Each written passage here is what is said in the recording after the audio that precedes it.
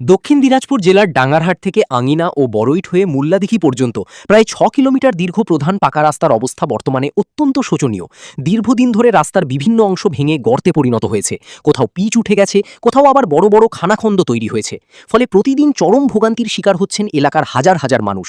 এই রাস্তা দিয়েই প্রতিদিন স্কুল কলেজের ছাত্রছাত্রী, কর্মজীবী মানুষ, কৃষক, ব্যবসায়ী এবং অসুস্থ রোগীদের যাতায়াত করতে হয়। কিন্তু রাস্তার এমন করুণ অবস্থার কারণে প্রতিটি যাত্রাই যেন এখন এক দুর্ভোগের নামান্তর।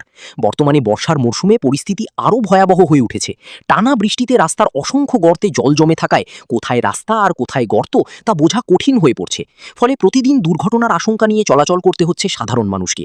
বিশেষ করে স্কুল পড়ুয়া ছাত্রছাত্রী, প্রবীণ ব্যক্তি এবং রোগীদের সবচেয়ে বেশি সমস্যার মুখে পড়তে হচ্ছে। স্থানীয় বাসিন্দা নারায়ণ বসাক আক্ষেপের সুরে বলেন, এই রাস্তা দিয়ে চলাচল করতে এখন খুব কষ্ট হয়। বর্ষার সময় অবস্থা আরও খারাপ হয়ে যায়। ছোট ছোট ছেলেমেয়েরা স্কুলে যেতে গিয়ে সমস্যায় পড়ে। বহুবার রাস্তা মেরামতের দাবি জানানো হলেও এখনও কোনো স্থায়ী সমাধান হয়নি।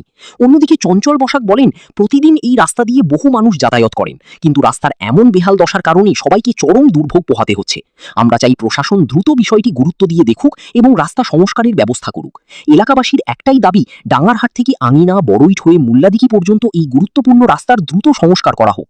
উন্নয়নের আলো যখন চারদিকে পৌঁছে যাচ্ছে, তখন এই রাস্তার দুর্দশা যেন এলাকার মানুষের দীর্ঘদিনের অবহেলা, কষ্ট ও বঞ্চনার নীরব সাক্ষী হয়ে দাঁড়িয়ে আছে। এই রাস্তার জন্য আমরা বহুবার আবেদন করেছি, এমএলএর কাছেও করেছি, বিডিওর কাছেও করেছি। আমাদের এই রাস্তার কোনো সমস্যার সমাধান হয় না। এই রাস্তাটা করে দিলে খুব ভালো হয়।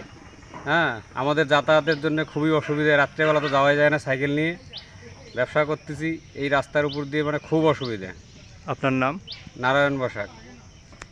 রাস্তাটা অনেক দিন ধরেই খারাপ হয়ে আছে।